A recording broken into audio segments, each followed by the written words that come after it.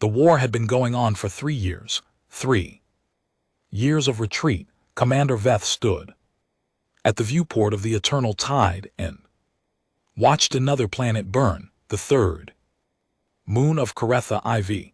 It had 17 million people on it a week ago. Now it had smoke and silence and craft ships moving through the debris like teeth through bone. 3 years, 7 worlds, 460 billion dead. Veth turned from the viewport. He could not watch anymore. The war room was full of his officers. Their faces said what their mouths would not. They were losing. They had always been losing. The Krath did not negotiate. Krath did not retreat. The Krath were a hive mind that had been consuming galaxies for 2,000 years, and the Vahari coalition had been in their path for 3 of those years, and now there were fewer Vahari than there had been, and fewer still every day. The Breeneth fleet is gone, said Sub-Commander Rowe.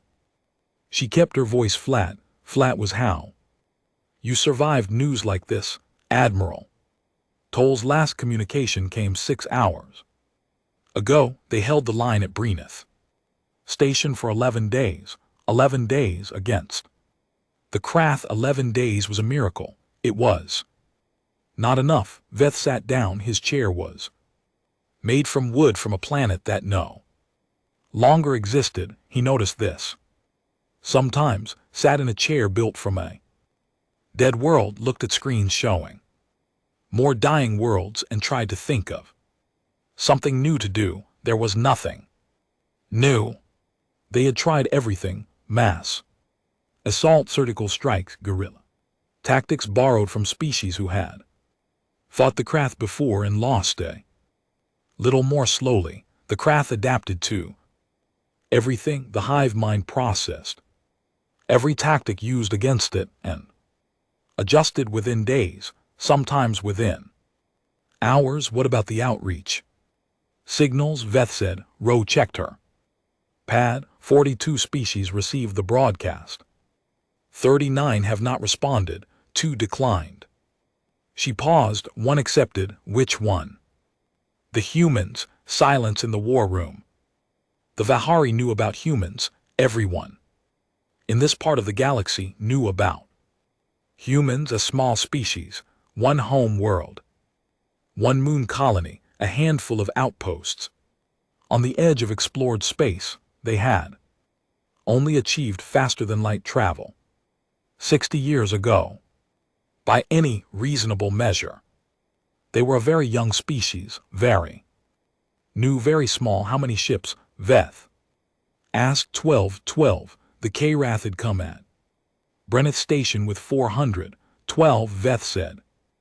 Again quieter. Yes, Commander, and they think 12 ships will help. They didn't say that. Rowe held out the pad. They sent a message. Veth read it. The message was short. It said, "We're coming. Don't engage the Krath until we arrive. We need to watch them first." That was all. No promises, no speech about alliance and honor and shared survival, no assurances that everything would be all right. Just, "We're coming. And wait, and we need to watch them first." Veth handed the pad back. He did not know what to make of it. How long until they arrive? He said. 4 days.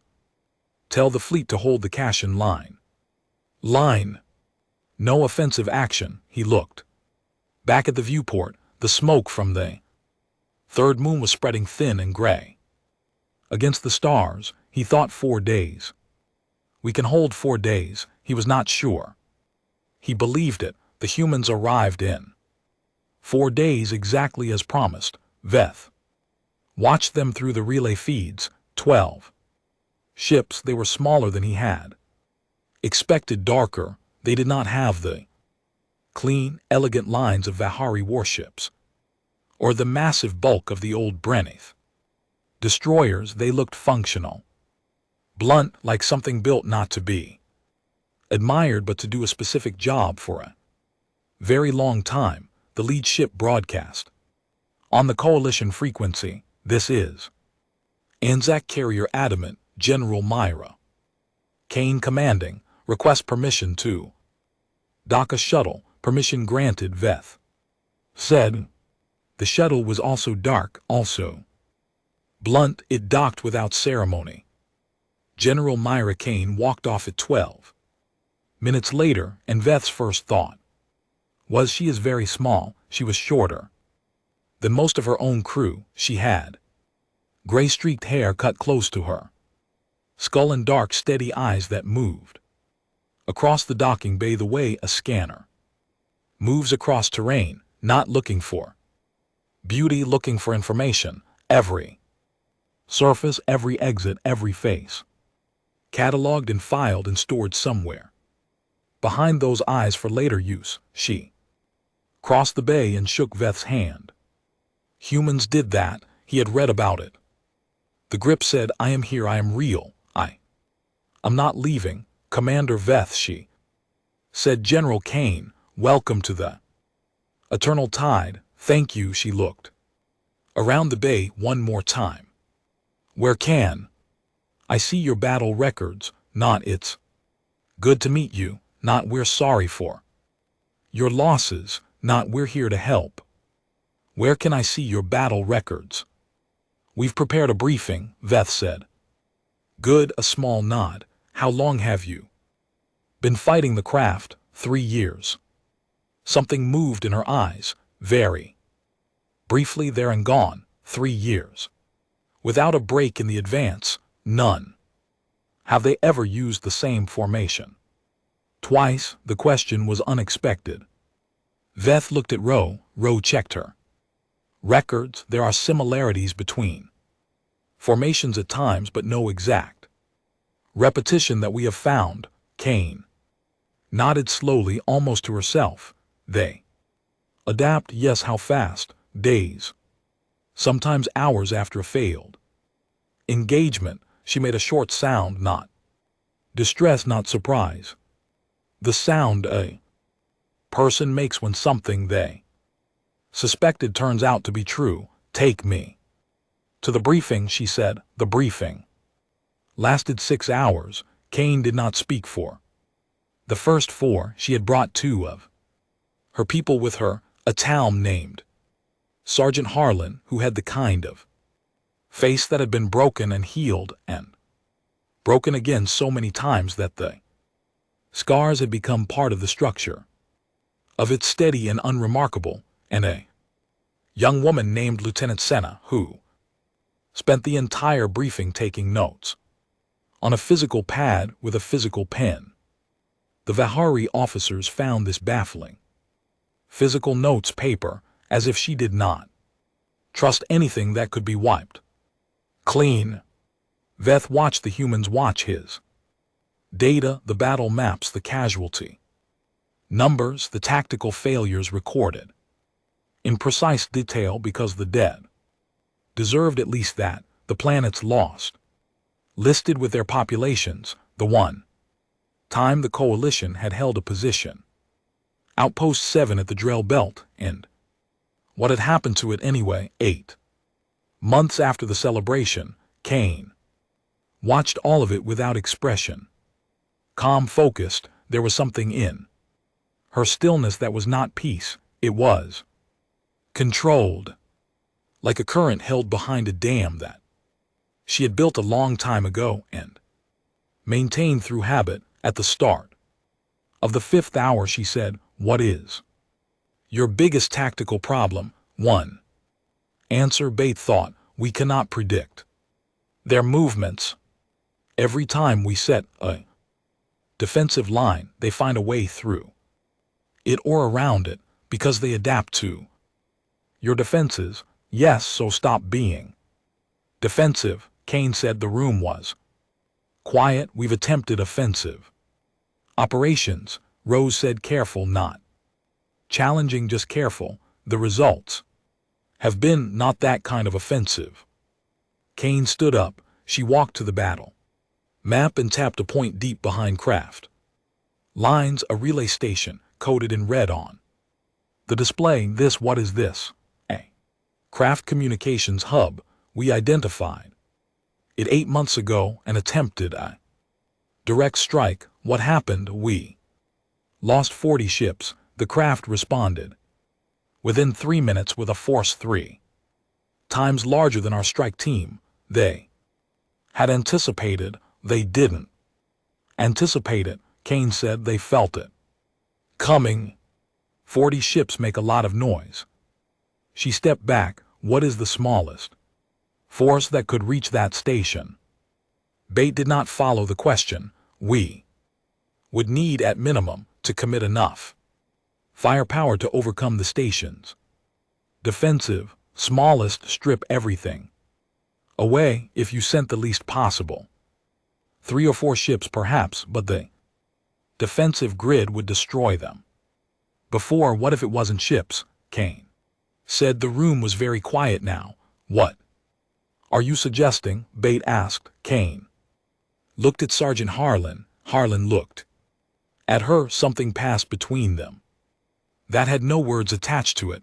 An old understanding, the kind built from shared experience that no one else had been part of. I am suggesting, Kane said slowly, that you have been fighting this war the way you know how to fight, and the craft have been responding the way they know how to respond, and that is why you are losing. You are giving them exactly what they expect. She looked at the map. You need to stop giving them things they know how to process, and humans know how to do this. Rose said. There was something in her voice, not quite doubt. Something more tired than doubt. Kane looked at her steadily. We've had a long time to practice being unpredictable, she said. We were very good at it before we had spaceships. She said it without pride, without threat, as if it were simply a fact of their history, like their star's color or the gravity of their homeworld. Something they had been born into and learned to use. Ro did not answer that night. Veth sat alone in the command room and thought about the humans. He had read about them, of course. Everyone had read about them. A young species, 60 years in space, one homeworld, a recorded history that their own scholars described with words like catastrophic and relentless and cyclical. Wars that lasted centuries, wars fought over strips of land smaller than most space stations, wars fought over ideas that could not be touched or measured, wars fought over almost nothing, sometimes driven by something inside the human animal that could not be easily named.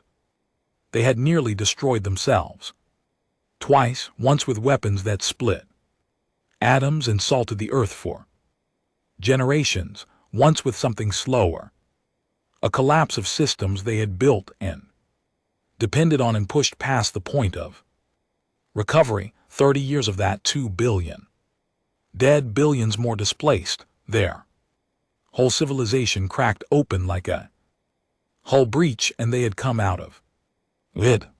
They had come out of it and built ships and reached the stars, and here they were, 12 blunt dark vessels at the edge of a war that was not theirs, sent by a species that had spent most of its own history killing itself with spectacular creativity. Veth was a student of other people's histories. He had studied many species. He had never found another that had come that close to self-extinction and kept going. Anyway, he thought he understood something about that now. A little. The survivors had not been the strongest. The survivors had been the ones who adapted, who found something new when everything familiar had been destroyed, who had, and this was the part he kept returning to, an almost structural refusal to accept that defeat was the end of the story. The craft adapted to what they observed. Humans adapted to everything, including things no one had ever seen before. He thought about Kane's question, smallest force, not most firepower, least quietest, most invisible, he thought. About the wood in his chair, the planet. It had come from the people who had lived there, who were ash now, who existed only in records and the memories of anyone who had known them, he thought.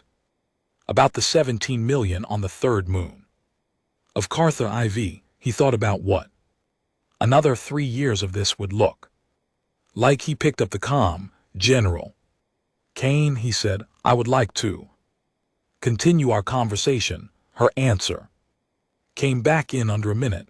I was hoping you'd say that, she said. They talked until the station cycled into night shift lighting, into the dim blue. The Vahari used to signal sleep hours. Kane did not seem to need sleep, or she needed it and treated it as optional. Veth could not tell which. She talked about the craft the way an engineer talks about a failing structure, hunting the stress points, the places where the load was uneven, the joints that might give way if you knew exactly where to push. She had spent 3 days reading every record Veth had on the craft, every battle log, every field report, every failed strategy filed by officers who were mostly dead now, and she had built a picture of them that was different from the one Veth had built. Across 3 years of losing, they think as a mass, she said. Every craft is connected to the whole, which makes them fast, collective processing, collective response, but it also means they cannot separate, Veth said. They cannot individuate, Kane corrected. They have no concept of one unit making a choice the rest don't immediately know about, one soldier moving without the hive knowing, one action taken in genuine secrecy. She tapped the table. Once they have no concept of a secret. Veth was quiet. He sat with that for a long moment. We're going to use that, Kane said. How? She told him when she finished. The command room was very still. Sergeant Harlan, who had stood by the door for 6 hours without sitting or complaining or asking for water, let out a slow breath. Not fear, not quite. Something older than fear. The look of a man picking up a weight he had carried before and knew the shape of well enough to hate it. It will work, Kane said. If your people trust us and follow our lead, they will follow, Veth said. He meant it. He was looking at her and he was thinking about the chair beneath him, built from the wood of a dead world, and he was thinking, we have nothing left to lose, nothing except the worlds that are left. He was also thinking, for the first time in 3 years, something that was not despair. He could not name it yet. It was too new, too small and careful to name. When do we begin? He said. 6 days, Kane said. We run reconnaissance first. Sergeant Harlan needs to get close to that relay station, needs to see it with his own eyes. Veth looked at Harlan. Ghost, he said. You said you would explain the nickname. Harlan looked back at him, that flat, broken, rehealed face, a small smile on it, patient and without warmth. I'll show you instead, Harlan said. He said it like a promise, like the kind of promise that had been kept before in dark places where no one was watching. Veth nodded. Outside the viewport, the stars burned. On, the craft fleet was out there, somewhere, moving, adapting, consuming, waiting for the next defensive line to push through. They had never had to wait for something they couldn't see coming. In 4 more days, they still would not know what was coming, but they would learn. Sergeant Dav Harlan had been called Ghost for 11 years. He had been Called ghost since a night in the Ural Mountains when a 6-man squad had walked into a compound controlled by 40 armed men and walked out again with 3 hostages, and the 40 armed men had not known anything had happened until they found their cameras looping on empty footage and their communications cut at the root, and their 3 prisoners simply gone like they had never been there, like a ghost had taken them. That was the story, that was the start of the name, but the name had kept going because the name kept being true. Year after year, operation after operation, Harlan moved through defended spaces the way water moved through rock. Not by force but by finding the places where force was not needed, by being patient, by being small and quiet and invisible in the way that only a very dangerous person could be invisible, because danger does not always announce itself, and the most dangerous things in any environment are often the ones you cannot see.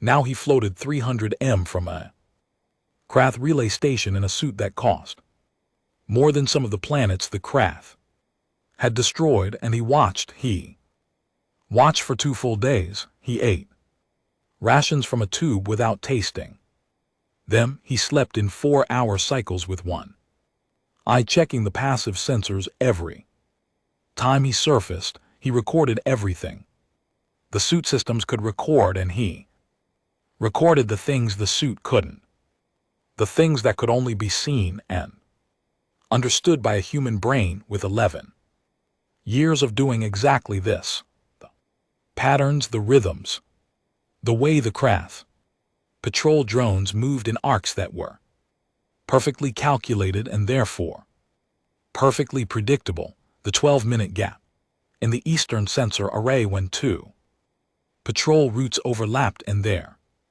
signals bled into each other, the way the station itself pulsed light not randomly but in a sequence, communicating status back to the hive in regular bursts, the fact that the station was never, not once in 48 hours, completely dark because the hive was always listening, because the hive needed to know always that the station was there. Harlan noted everything. He noted it in the particular way he had trained himself to think, not in terms of threat, but in terms of seam. Every defended thing had seams, places where 2 systems met and did not quite fit together perfectly, places where the design assumed a certain kind of attack and left a gap for the kind of attack it had not imagined. The craft had not imagined him. On the second day, he found the seam. He pressed the transmit key twice, 2 short pulses. Code for "I have what we need" coming back. He turned in the dark and began the long drift home. 12 minutes, he said to Kane. They were in the briefing room of the Adamant, maps on every surface, coffee going cold in a cup that no one had touched. It was late, or what counted for late when you were in deep space and time was mostly a choice. The eastern sensors go blind for 12 minutes when the patrol routes cross. That's the window. Kane studied the map. 12 minutes for insertion and placement. Yes, then we wait for their next communication burst to the hive. How often? Every 4 hours exactly. Station pulses its status. When it does, the hive will get an unexpected signal. Instead, Harlan paused. If we do this right, the hive won't know what it received until it's too late to matter. Lieutenant Sina was doing calculations on her physical pad. Placement team of how many? 2, Harlan said. More than 2, and we show up on the passive sensors even in the blind window.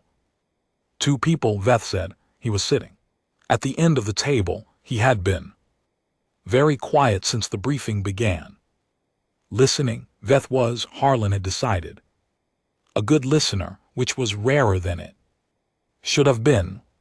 2 people, Harlan confirmed, to destroy a station that repelled 40 of our warships. Harlan looked at him. We're not going to destroy it, he said. Then what? We're going to change it, Kane said. She stood up. Commander, the Cathar hive mind communicates through this station. They trust the station because the station has always told them the truth. Every 4 hours, here is our position, here is our strength, here is what we see. She put her hand on the map. We are going to make the station live. Veth was very still. You can do this, he said. Sena can, Kane said, and looked at her lieutenant. Sena looked up from her pad. She was young enough that Veth had initially assumed she was some kind of aide. She had a small, serious face and the kind of stillness that had nothing to do with calm and everything to do with focus. I've been studying their signal architecture since we arrived, Sena said. Their communication language is complex, but it's rigid. No variation, no improvisation. She set down her pen. They don't lie to each other. They have no mechanism for it, so they also have no mechanism to detect it. The room was quiet. We inject a false status signal into the 4-hour burst, she continued. The station tells the hive that a certain sector is clear, that a certain coalition defensive position is weak and undermanned, that the gap at the Cassian line is an opportunity. You're going to make the hive walk into a trap, Veth said slowly. We're going to make the hive lead itself into a trap, Kane said. That's different. We don't force them, we make them believe they chose it. Veth looked at her for a long moment. There is a saying in Bahari culture, he said, the best trap is the one the prey builds for itself. Kane's expression did not change much, but something in it shifted. We have the same saying, she said, more or less. Harlan and Sena went out 4 days later in a 2-person insertion craft that was less a ship and more an absence of a ship, a hull designed specifically to swallow radar, light and heat, too present as background noise in the electromagnetic spectrum, to be nothing. They crossed 300 km of monitored space. In 4 hours and 10 minutes, they entered the 12-minute window with 40 seconds to spare. Harlan moved first. He had done this enough times that his body did it without full instructions from his brain, muscle memory taking over, each motion precise and minimal, nothing wasted. He neutralized the 2 exterior access sensors with a tool the size of a thumb. No explosion, no visible damage. They would read as functional when the patrol passed. Sena moved into the station access port behind him. Inside, the station was automated, no craft present. They didn't need to be.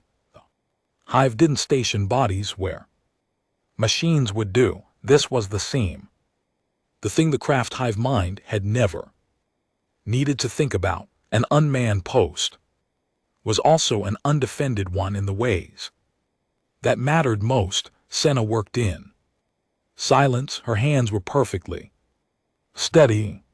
She'd been doing this kind of work since she was 22, not infiltration but the quieter version of it, the versions that happened in code and signal and the hidden language that machines used to talk to each other. She had cracked 3 different classified communication architectures before she was 30. The crafts was harder than 2 of them and easier than 1. 8 minutes she found the signal layer. She found the authentication key the station used to confirm its identity to the hive. She Did not break it, she copied it. Then she built a shadow transmitter, secondary device no larger than a playing card wired into the station's power supply, invisible behind a panel that had not been opened since the station was built. And she gave it the key, and she gave it a very specific set of false status reports, and she gave it a timer, 11 minutes 40 seconds after they entered. They were back outside. The station looked exactly as it had. It pulsed light into the dark, communicating to the hive, telling the hive everything was normal, everything was as it should be. It would tell the hive the same thing in 4 hours when the burst transmitted. It would lie back on the eternal tide. The coalition officers watched the data Senna laid out for them, and they were quiet in the way that people are quiet when they are trying to understand something that should not be possible. The false signal will transmit in. Senna checked her pad. 6 hours. The hive will receive a report that the Kashan line's northern flank is at 30% capacity, that the Vihari fleet has pulled back to the Drell approach, both of which are false bait. Said both of which are false. Senna confirmed, when the crafts receive this, they will compute it against their other intelligence, and they will see an opportunity. They will reroute their advanced force into the Kashan lines northern flank. Said Row, into the Kashan line's northern flank. Kane said, which will be fully staffed and which will have our ships in support. It's an ambush, said one of the other Bahari officers, a broad-shouldered man named Commander Fell, who had been skeptical since the humans arrived. Yes, Kane said. Fell was quiet for a moment.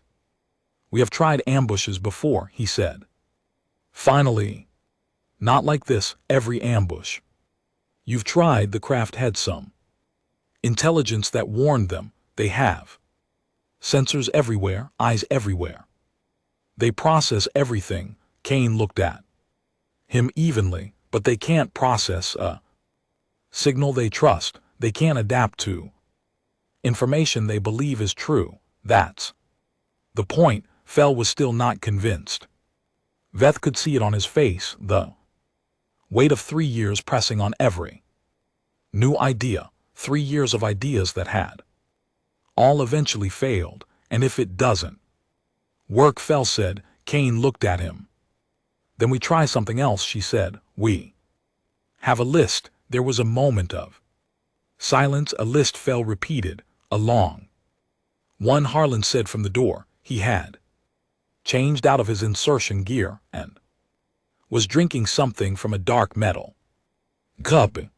He said it without any particular feeling attached. Just yes, a list. We have been doing this a long time, and the list is long. Fell looked at Harlan, looked at Kane, looked at Veth. Veth nodded once. Fell sat back in his chair. The plan moved forward. 6 hours later, the false signal transmitted. The hive received it, processed it, combined it with 3 weeks of careful intelligence that the humans had also, very quietly, very patiently, been feeding it through 2 other compromised relay points that no one in the coalition had known were compromised until Senna found them and turned them. The craft saw an opportunity, a gap, a moment of coalition weakness at the northern Kashan flank. The craft did not hesitate. Hesitation was not in their nature.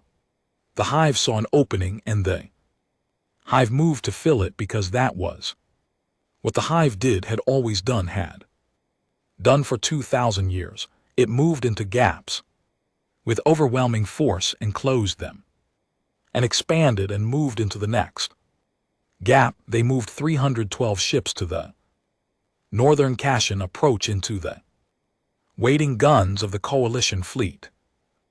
Battle lasted 4 hours. the craft lost 89 ships. They had not lost that many in a single engagement in the entire 3-year war. They had never been surprised. Before, they had processed every enemy signal, every troop movement, every tactical decision, and they had always known they had not known. They folded back from the cash-in line for the first time in 14 months. In the war room of the Eternal Tide, officers who had not celebrated a victory in 3 years were very loud. Roe was gripping Veth's arm. Commander Fell had both hands on the back of his chair, leaning into it, and his face was doing something it had not done in a long time. Veth looked at Kane. Kane was watching the tactical readout. She was not celebrating. Her expression was the same as it always was, focused, steady, contained, but there was something new in it, something small and hard and bright. "They'll adapt," she said quietly. "They'll know the relay was compromised. They'll audit their other stations." "How long?" Veth asked. "A week, maybe 2. She looked at him. "We won't use that method again, but we don't need to, because you have a list," Veth said. "Because we have a list," she said. Outside, the stars burned. The craft fleet was out there in the dark, folding back, processing a loss it had not believed was possible, searching for the source of the lie, looking for what had changed. They were looking in the right direction, they just didn't know yet what they were looking at. The craft did what the craft always did. After a loss, they came back bigger. 11 days after the ambush at the cash-in line, the Hive sent 470 ships toward the Vahari's most critical resupply point station, called Reach 7, sitting at the junction of 3 coalition supply lines. If Reach 7 fell, the whole front would begin to starve within weeks. No fuel, no ammunition, no replacement parts for damaged ships. The coalition's fighting strength would drop by half in a month, and by 3/4 by 2 months, and after that there would be nothing left to fight with. The craft knew this. The Hive had been building toward Reach 7 for months, and the cash-in loss had not changed the plan. It had accelerated it. The Hive had processed the ambush and reached a conclusion. The coalition was still trying something new. The answer to something new is to end the game before the new things could matter. 470 ships. The coalition had 93 available to defend Reach 7. Veth looked at the numbers on his screen, and for a moment the 3 years of losses pressed down on him like physical weight. Then he looked at the 12 human ships and thought about what Kane had said in their very first conversation. "Stop being defensive," he called her. "I know," Kane said before he could speak. She was already at the tactical display. "We've been tracking their fleet movement for 6 days. You knew they were coming here." "I suspected. Reach 7 is the logical target. They can't respond to one surprise, so they're going for the thing that removes the need for future surprises." She pulled up the formation data. "Look at this. 470 ships, but look at how they're arranged." Veth looked. He had looked at craft formations for 3 years. He knew them better than he wanted to. "It's standard overwhelming force approach," he said. "They expect to push straight through any defense." "Yes, straight through.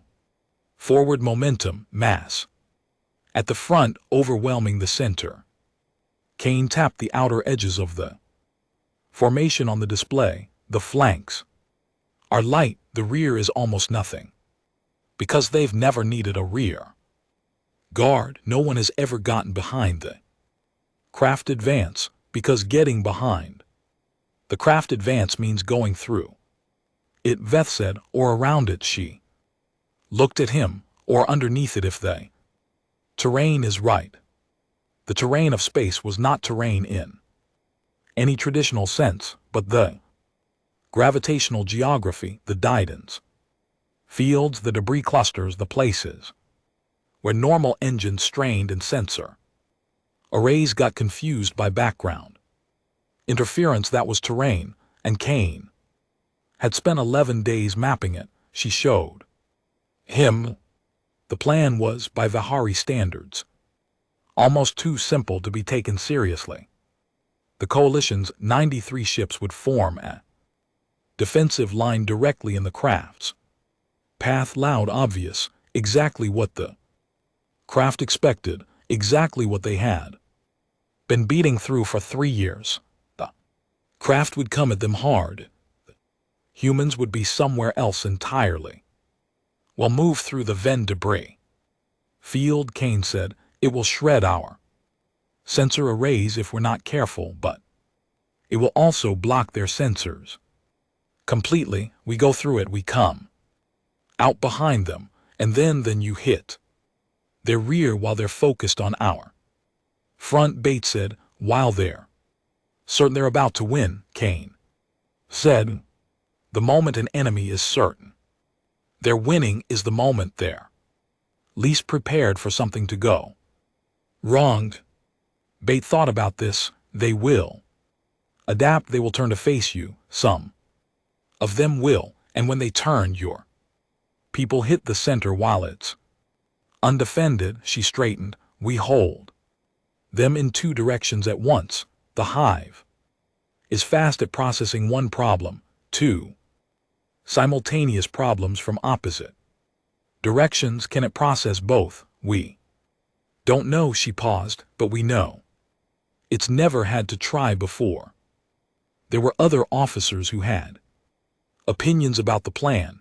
Commander Fell was chief among them. We're committing our remaining operational fleet to a defensive line that is supposed to look weak, he said in the meeting that followed. We need them to believe we're failing, so we show them a defensive line and we let them hit it, and we absorb the damage while we wait for the humans to come around from behind. He looked at Kane. How long for your ships to traverse the Venn debris field? Best estimate 3 hours. 3 hours in which the craft are hitting us with 470 ships. Yes. Fell was quiet for a moment. His hands were flat on the table. His voice was very controlled. We have 93 ships. Yes, against 470. Yes, for 3 hours. Fell looked at Veth. He did not say anything. He did not need to. Veth looked at Kane. Is this possible? Can 93 ships hold against 470 for 3 hours? Kane's expression did not change. That depends on how they hold. If you try to match them force for force, no, you'll lose in 40 minutes. Then how? You don't fight them on their terms. You fight the way people fight when they're outnumbered and they know it, and they still refuse to leave. She paused. You make every engagement cost them more than it should. You don't defend a line, you defend a concept. You make retreating impossible by making it pointless. Every meter they take has to be paid for so heavily that their advance slows to nothing. A war of attrition, Rose said. A war of expense, Kane said. You make the assault too expensive to complete quickly. Buy us time, that's all we need. Fell looked at his hands. He looked at Veth. He looked at the tactical display. The Brenneth fleet held for 11 days, he said quietly. And we are asking for 3 hours, Veth said. Fell closed his eyes for a moment. 3 hours, he said. He opened them. Get your ships through that debris field. General, the K-Wrath came 12 hours later. As predicted, they came en masse in the standard overwhelming formation that had broken every coalition defense for 3 years, with 470 ships arranged in a forward wedge so dense it showed on sensors like a solid wall of hostile intent. The 93 coalition ships formed their line. They looked from the outside exactly like what they were, not enough ships trying to hold too much space. K-Wrath would see this, and the K-Wrath would see through them within 40 minutes. By their own pattern of prior engagements, the K-Wrath came in fast, and the coalition did not try to match them. The outer wings of the coalition line split apart and fell back and split apart again like water around a throne. Stone and the craft swept through the gaps and into the trap inside the gaps.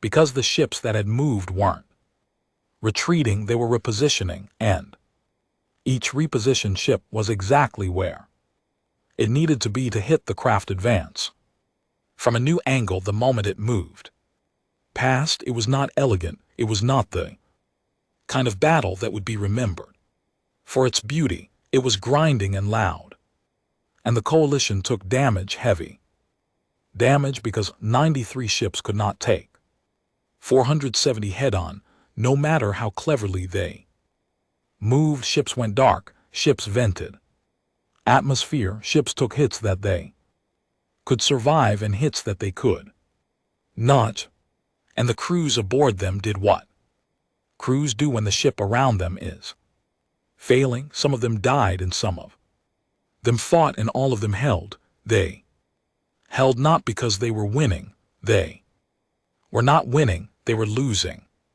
Slowly and deliberately and at extraordinary cost to the craft, and they were losing in a direction, losing in a controlled way, losing while keeping the craft advance pinned to a specific corridor so that it could not spread, so that the wedge stayed a wedge and did not become a flood. 2 hours and 40 minutes into the engagement, a coalition frigate named the Steadfast took a hit that killed its engines and knocked it broadside into the advance lane.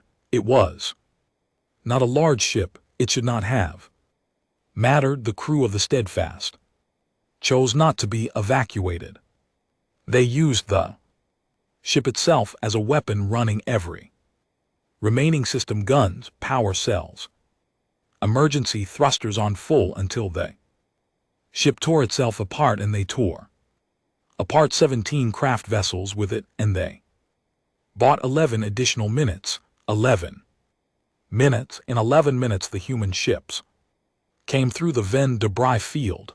They came in low and dark and very, very fast. 12 ships against 470. 12 ships should have been nothing, should have been a footnote. They were not nothing.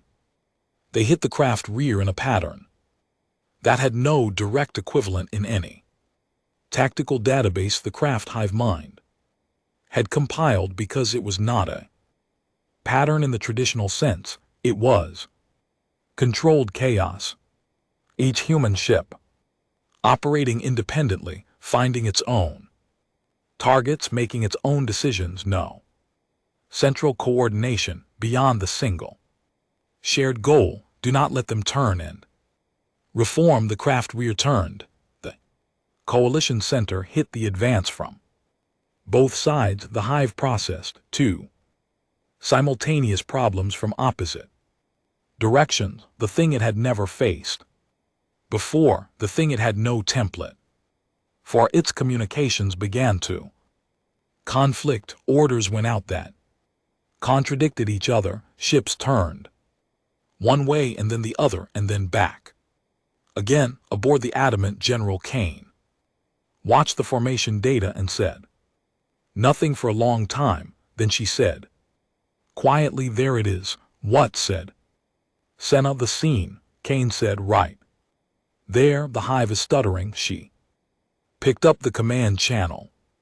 "All ships," she said, "hit that gap. Everything we have now." They hit the gap. The craft formation broke, not Collapsed, the craft did not collapse. They folded, reorganized, fell back. 300,000 km in 12 minutes and reformed. And the battle was not over, but the formation was broken, and the advance had stopped, and Reach 7 was still standing for the second time in 11 days. The craft had not taken what they came for. Aboard the Eternal Tide, Veth stood in the war room surrounded by officers who were exhausted and damaged and grieving, and something else. The something else was unfamiliar. It took him a moment to identify it. Dangerous, he thought. We feel dangerous. He looked at the list of ships they had lost. 40, and the Steadfast was on it. He would write the names of the Steadfast crew himself, later alone in the Bahari. Tradition, the recording of the freely chosen dead. He looked at the list of craft ships destroyed in the engagement. 112 in one battle, 112 against 14. The craft had never traded at those numbers.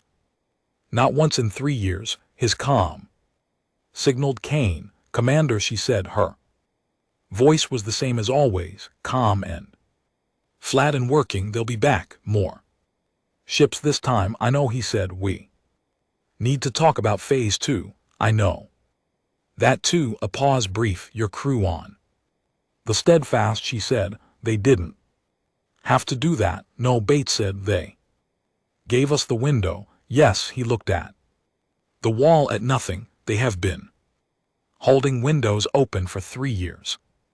Every crew we have lost has been holding a window for something that was supposed to come through it and never did. He stopped. Something came through this one. Kane was quiet for a moment. On the other end, something's going to come through all of them, she said. It was not a comfort. She had not meant it as one. She said it like a calculation, like a fact she had arrived at through work. He believed her anyway. Outside, the stars burned. The craft fleet regrouped in the deep dark. The hive was processing, searching for the shape of what had just happened to it, trying to find the template. There was no template for this. That was the point. The hive had never known fear. It was not designed for it. Fear was at its core a mechanism for individuals, a signal sent from one part of a system to the whole, saying, danger here, chain course, protect yourself. Individual creatures needed fear because they were alone. They could be separated from their group. They could be targeted. They could be cut off. The craft hive mind was never alone. It could not be targeted in the way individual things could be targeted. It could not be cut off from itself because it was itself. Everywhere, spread across thousands of ships and millions of bodies, and the vast communication web that connected them all. There was no self to protect. There was only the hive. So the hive process threats the way all collective systems process threats, not with fear but with response. Stimulus. Processing counter-response. The craft had been doing this for 2,000 years.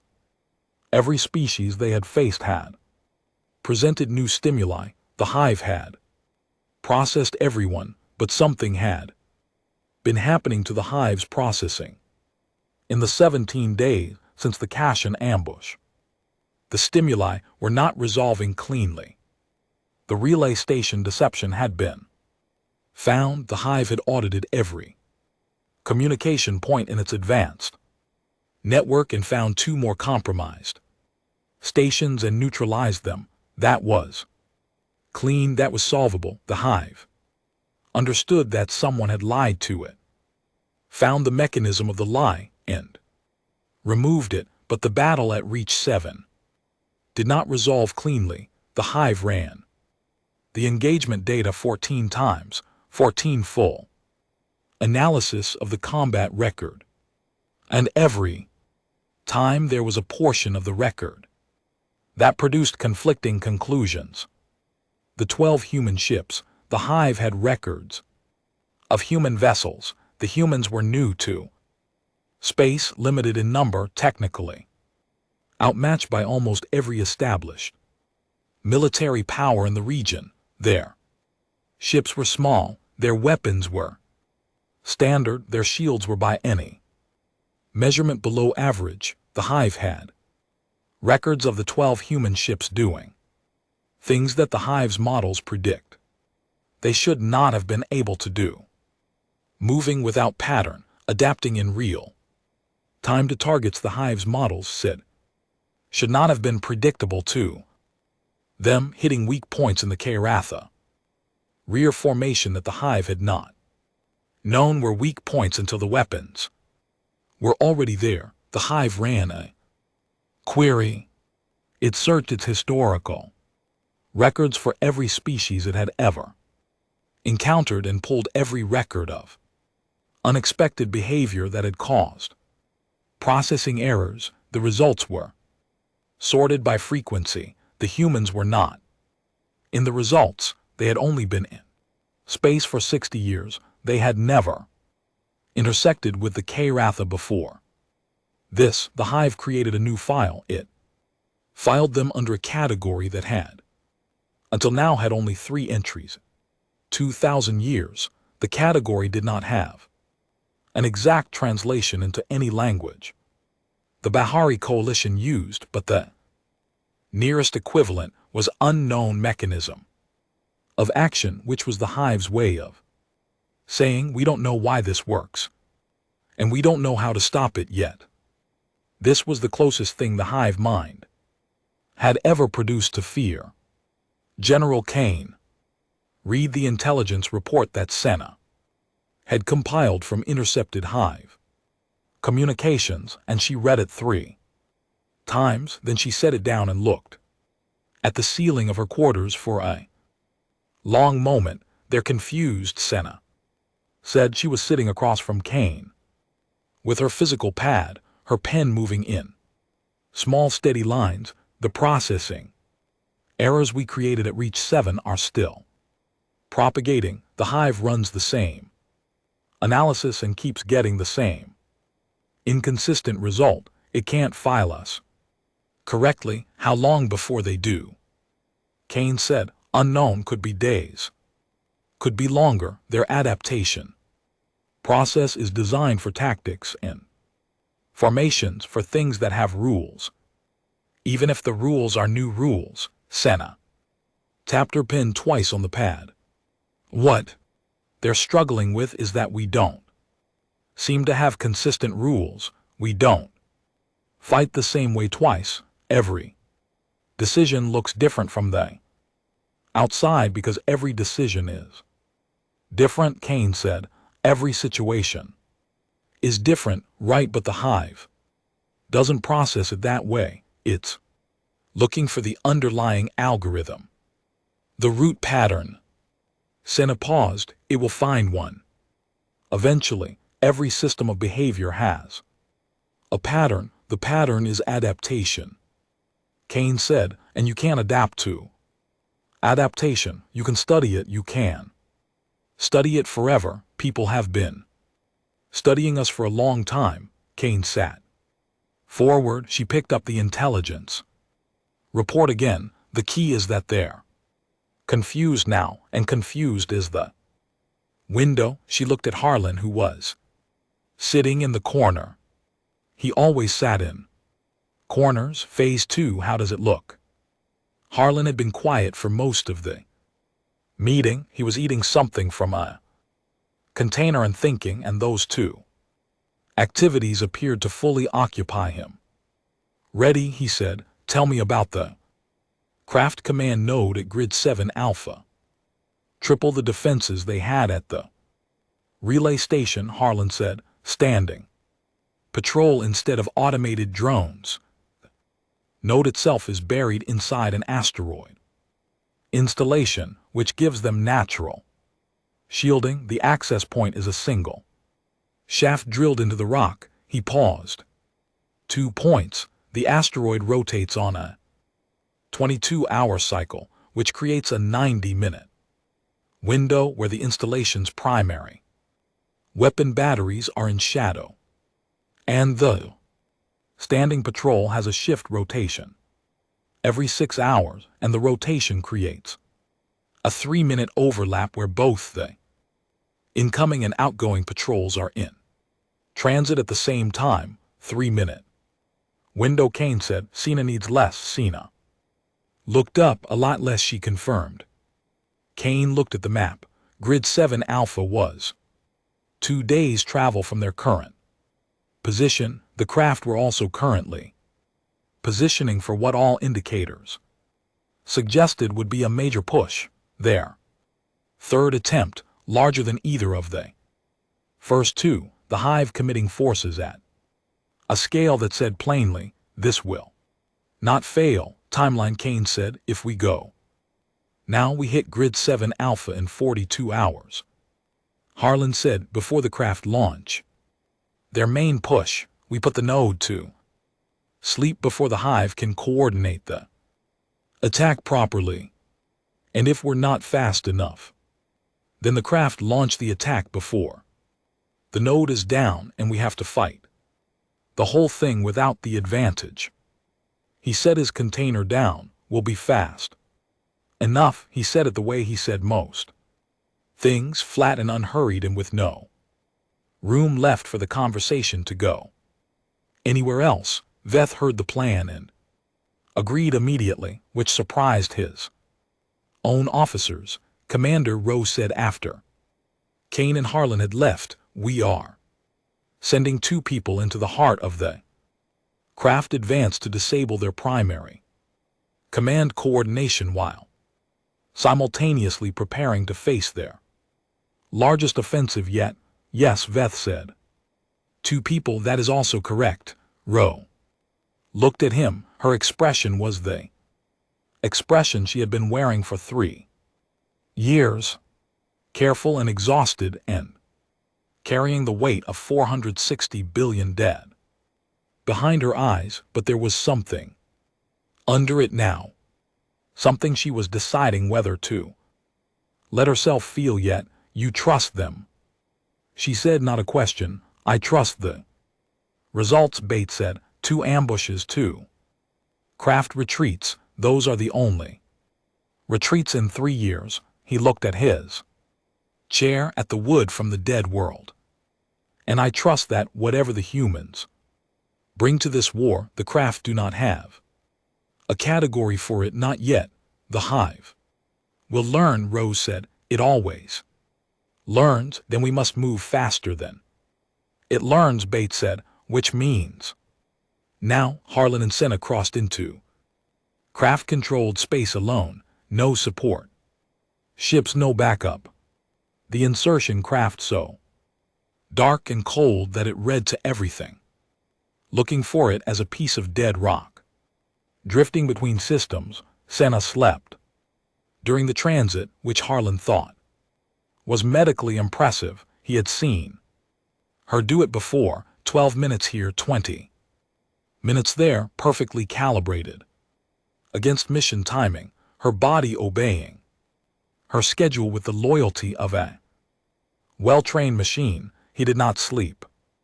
He watched the sensor readings and ate cold food and thought about the mission in the way he had trained himself to think about missions, not the whole thing, not all at once, just the next step, always just the next step. Step 1, reach the asteroid installation. Step 2, time the rotation. Step 3, enter the window. They reached the asteroid installation in 41 hours. Harlan watched the installation for 6 hours before he moved. He watched the patrol rhythm. He watched the shift rotation. He watched the light catch the rock faces as the asteroid turned and counted the shadow patterns and filed them. Then he touched Senna's shoulder, and she was awake in 3 seconds, fully present, pen already in hand, out of habit. 20 minutes, he said. She nodded. The installation was defended.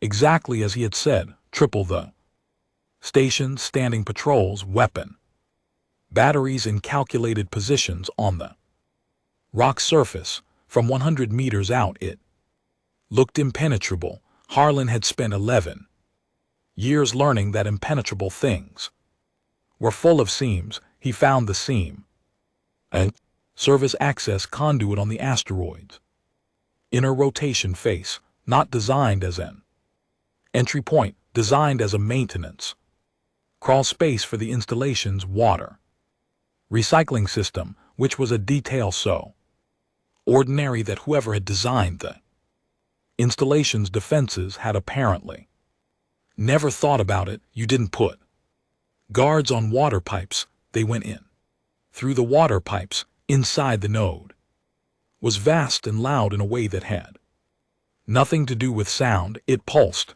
The hive's communications ran through it in a constant stream of data, signal upon signal, and Senna could feel the weight of it like pressure against her teeth even before she pulled out her tools. The hive was busy. The hive was coordinating the incoming push.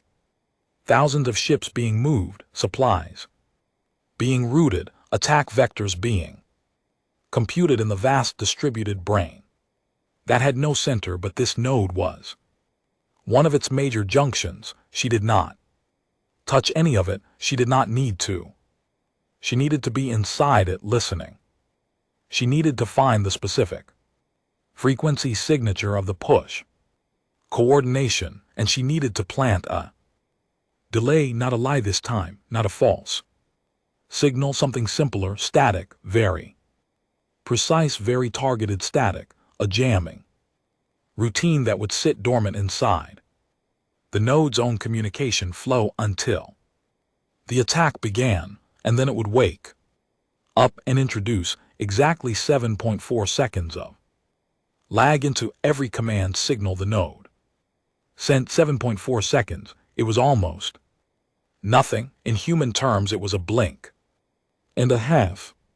In normal warfare, it mattered very little. In hive warfare, where every ship's movement was coordinated by simultaneous commands, where the timing of a formation advance was measured in fractions of a second, 7.4 seconds was the difference between a wall and a gap. She worked for 9 minutes. She planted the routine. She backed out through the water pipes. Harlan was waiting at the extraction point. He looked at her face. Done, he said. Done, she said. They left. Behind them, the installation pulsed on, sending its streams of coordination data outward through the hive. The routine sat inside the flow, sleeping, patient, waiting for the precise moment it would wake up. It did not look like anything. It did not look like a trap. It was only 7.4 seconds. The craft launched their third push 6 hours after Harlan and Senna returned to the coalition fleet. 630 ships, the largest single force the craft had committed to this war. Enough ships that the sensor array of the eternal tide showed them not as individual signals but as a mass front, a weather system moving toward the coalition's position in the war room. No one spoke for a full minute. Then Rose said, "They're confident." "Good," Kane said. She did not look afraid. She looked the way she always looked, working, building. Clears throat towards something behind those steady eyes. The gears were moving. When they enter attack formation, she said, debate the note. At 7 Alpha will fire its coordination signal. The signal will be 7.4 seconds late. 7 seconds, Fell said. He was at the table, arms crossed. He had been a skeptic when the humans arrived. He was not a skeptic anymore, but he was careful. Being careful was how you survived. What does 7 seconds do to 630 Ships. Kane looked at him. The front formation will be 7 seconds out of step.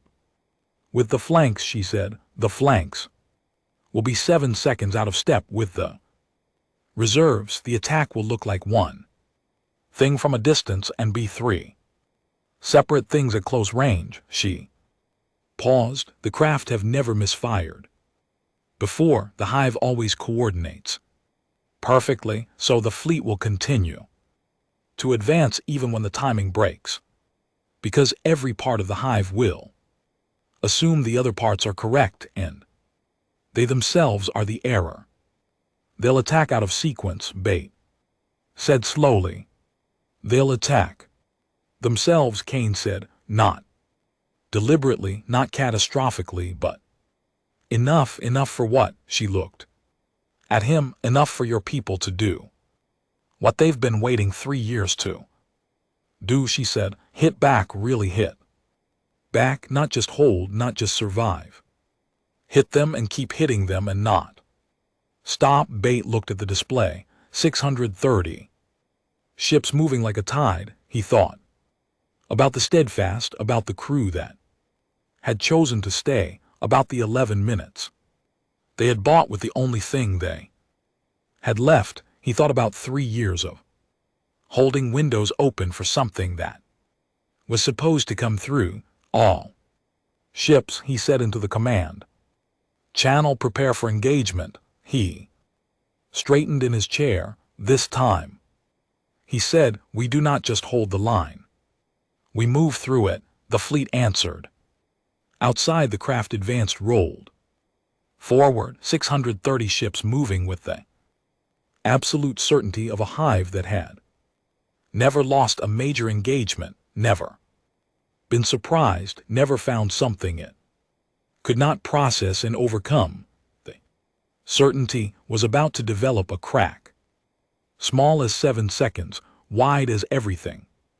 The craft advanced, arrived in perfect formation, 630 ships arrayed in the wedge that had broken every defensive line for 3 years, moving at coordinated speed, the front edge dense with firepower, the flanks spreading wide to prevent the encirclement tactics the coalition had last attempted at reach 7. They had processed the last 2 engagements. They had adapted. The formation showed it.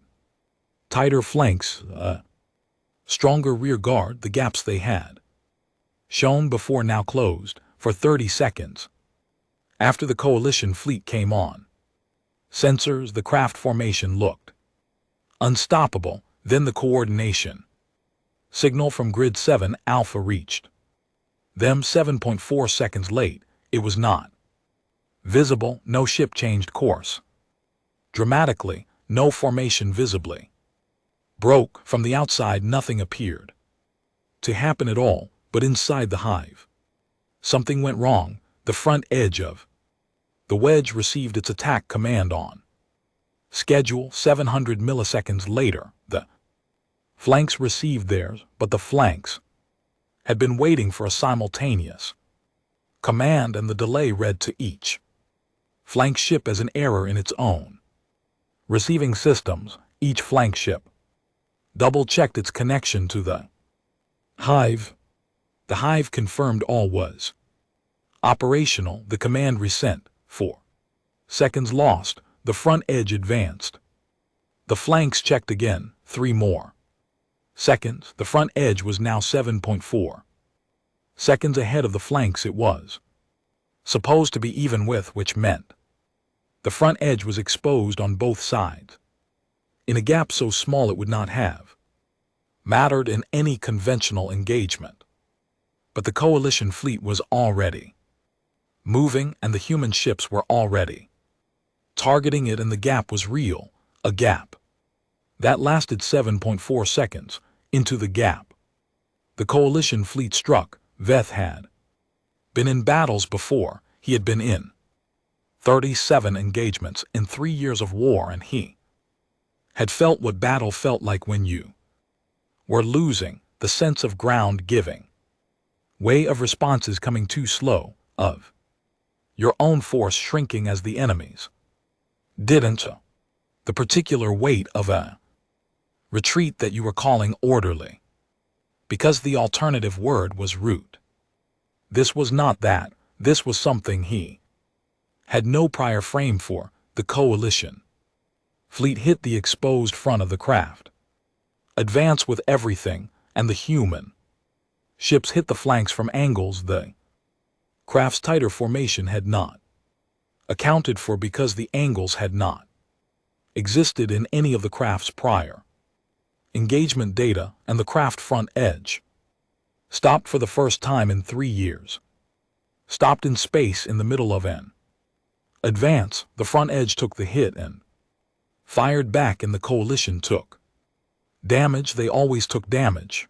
The craft were enormous and well armed and not afraid of anything, or had not been until recently, but the front edge did not push through. The hive processed this, sent new orders. The flanks received them 7.4 seconds late. The flanks moved to support the front. By the time they arrived at their commanded positions, the positions were wrong. Because the engagement had moved, the hive recalculated, sent new orders 7.4 seconds late again and again, each new command arriving just enough behind events that it was no longer quite addressing the situation it had been sent for. The hive was fighting the battle it had analyzed 7 seconds ago, not the battle that was happening now. It was chasing its own data, perfectly and uselessly precise. It had never chased its own data before. It did not know how to stop. On the Adamant's bridge, Kane watched the tactical feed and said very little. She had done this before, not with the craft, but she had spent her life finding the seams in things, the points where a system's own design became its vulnerability, and she had seen what happened when a thing that was built to always be right suddenly encountered being wrong. The processing cost the stall, the moment where the system's confidence in itself became the trap. The craft had been certain they were right for 2,000 years. Being wrong was catastrophic to a thing that had never practiced it. Senna, she said.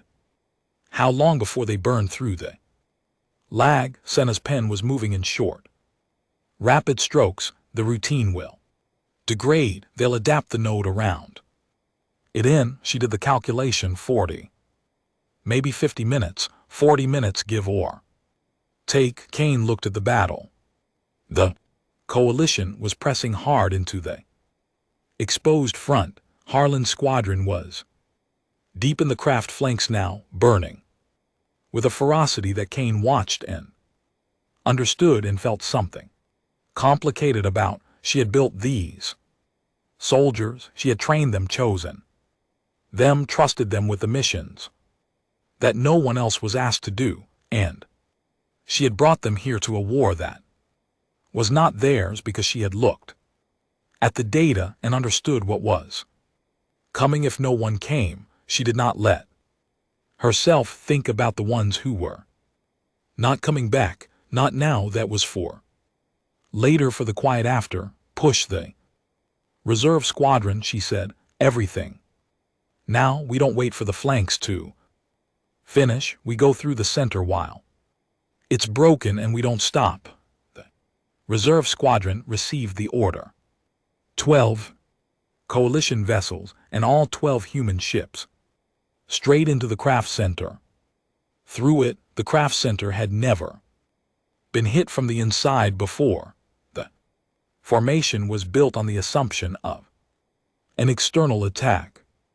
The center was the most defended position from outside and the least defended from within, because nothing had ever gotten within. The formation had always held its shape, always presented an unbroken front, always prevented any force from penetrating far enough to reach the center.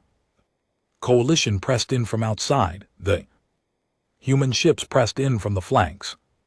And something happened in the craft formation that the hive's analysis would spend a very long time processing. Afterward, individual ships broke formation, not in retreat, not because they were ordered to, because the simultaneous pressures from multiple directions arriving in a fractured timing pattern the hive's coordination couldn't resolve quickly enough, produced conflicting commands that individual ships had to choose between. The craft did not choose as individuals. They were not built for it. When they hive's commands conflicted, the ships that received conflicting instructions stalled, held position while the hive resolved the conflict, which was the safe behavior, the correct behavior, the behavior that had always worked. It did not work now. Stalled ships in a moving formation became obstacles. Ships behind them had to redirect. The redirections fed new positional data back to the hive, which had to reprocess, sending new orders that arrived 7.4 seconds late into a formation that had already changed shape again. The craft Advance, which had moved like a single organism for 3 years, developed gaps, real gaps, open space inside the formation where there had never been open space before. The coalition ships found them, pushed through them. The formation buckled. Board the lead craft command vessel, the coordinator units that served as the hive's local processing nodes ran continuous analysis of the engagement. They had been running this analysis for 22 minutes now, and the analysis kept producing a result that the coordinator units had no precedent for. The result was the enemy is behaving contrary to all engagement models. The coordinator units submitted this result to the hive. The hive cross-referenced with its historical database. It pulled every engagement in its 2,000-year record that involved an outnumbered, outmatched force using unexpected tactics. There were many such records. The craft had faced unexpected tactics before, had adapted and won, but the database produced something new when it filtered for the current engagement pattern, rate of adaptation. Most species the craft had faced, even the clever ones, even the ones who had surprised them once or twice, had a pattern. The surprise was a finite thing. They had one trick or two. The hive learned the trick. The hive adapted. The species fell. The human ships in the current engagement had used 7 distinct tactical approaches in 22 minutes, each one different from the last, not variations on a theme. Different engines, different geometry, different conceptual approach. 7 different approaches, not because they had a list of 7 tricks, but because they were reading the engagement in real time and responding to what they saw. Rather than executing a plan, the hive did not have a word for this. The nearest concept in its database was uncontrolled reaction, but it was not uncontrolled. It was controlled. It was precise. It was just not following any template the hive could find. The hive pulled its records on human history. 2,000 years of the craft's records, 60 years of humanity in space. Before that, a planetary history that the craft had collected from outpost intelligence, reports and secondary sources, the wars, the near extinctions, the recoveries. The hive had not prioritized human history before. 60 years in space. They were new. They were small. The hive read the history now, all of it, in the 17 seconds that the craft's collective processing devoted to this review, with 630 ships engaged in a fracturing battle. The hive arrived at a conclusion it had never arrived at in 2,000 years of conquest. This species had been doing this to each other for 10,000 years. This was not a new tactic. This was not an adaptation created for this engagement. This was not innovation. Under pressure, this was what they were. This was how they had always worked. They had spent 10,000 years fighting each other with every possible weapon, every possible strategy, every possible environment. They had run out of opponents who could surprise them, because they had been each other's worst opponents for millennia. They had, through the sheer catastrophic repetition of war, become optimized for exactly this: chaos, uncertainty, multi-directional threat, the place where all plans break and only judgment and reflex remain. The hive had met many warriors. The hive had never met a species for whom war was home ground. The conclusion filed itself into the new category, the one with only 3 other entries in 2,000 years: unknown mechanism of action. And then the hive, for the first time in its history, did something it had no entry in its database for.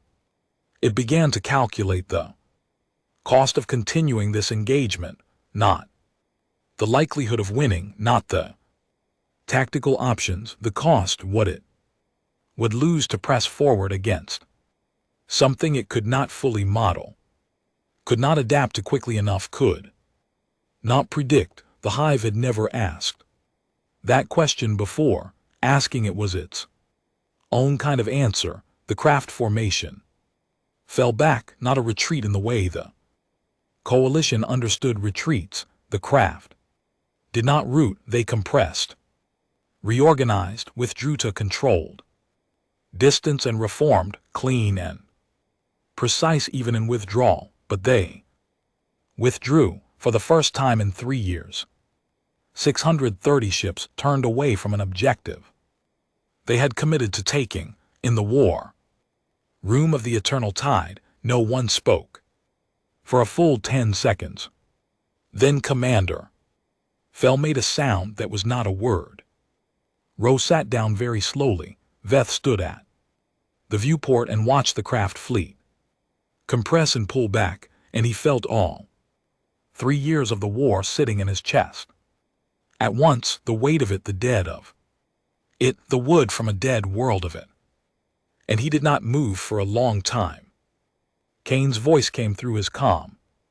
"They're not done," she said. "They'll be back." "I know," he said, "but they'll come back differently. They'll hesitate. They'll calculate cost before committing. That's new." A pause. A hive that second guesses itself is a hive that can lose. Can we make them do it again? Bates said. "Every time," she said. "Every time they see us, they have to run a calculation they don't have good data for. And every time they run that calculation, they lose time and certainty and coordination." Another pause. "We just have to keep being ourselves." He heard something in her voice, not triumph, something quieter, something that had been paid for. "How many did you lose?" he said. She was quiet for a moment. 3 ships. She said. 17 confirmed crew, more still unaccounted for. Bate closed his eyes. "They will be recorded," he said. "Our tradition, the freely chosen dead." "Thank you," Kane said. "Just that. Nothing more." That night, the night after the battle, the night the craft retreated for the 3rd time in 25 days, Bate walked through the eternal tide, and he found Sergeant Harland sitting in the corridor outside the medical bay. Not injured, just sitting back against the wall, long legs stretched out, the cup of something dark in his hands, his eyes looking at the middle distance, where there was nothing to see. Bate sat Down beside him, he did not ask why. Harlan was sitting in a corridor. He had commanded enough soldiers to know that sometimes you sat in corridors because the rooms were too full of the shape of who wasn't in them anymore. They sat in silence for a while. Your home world, Bates said eventually. You nearly lost it twice. Harlan looked at him. Yes, how do you continue after something like that? Harlan was quiet. He looked at his cup. You just do, he said. You clean up what you can and you rebuild what you can, and you're different after, and you know you're different, and you keep going anyway. He paused. There's no secret to it. It's just the next thing and the next thing and the next thing. Is that what you teach your soldiers? I don't teach them anything, Harlan said. They already know it. Everyone knows it. You just have to decide whether to use it or not. Veth thought about this. The Cathar are afraid of you, he said. I believe that now. I read the intercept Senna pulled from the node. Before we shut it down, the hive is running new calculations. It has never calculated costs before. Harlan did not look surprised. He looked like a man who had heard something he had expected to hear and did not find it satisfying in the way satisfaction was supposed to feel.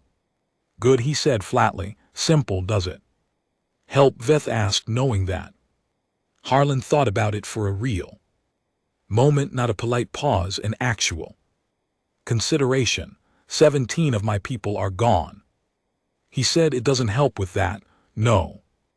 Veth said. No, it does not. They sat in the corridor together for a while longer. The lights were dim. The ship moved through space. Somewhere in the deep dark, the Cathar fleet was regrouping, recalculating, filing the humans into a category that had no good answers yet. It would not have good answers tomorrow either, or the day after. The coalition began planning the next engagement before the current one was fully recorded. They had the list, the long list that Kane had mentioned that first night when she had walked off her blunt dark shuttle and looked at everything in the docking bay and asked for battle records before she had asked for anything else. The list had many items on it still. The Cathar had 60 years of human behavior and space to study. They did not have the 10,000 years before it.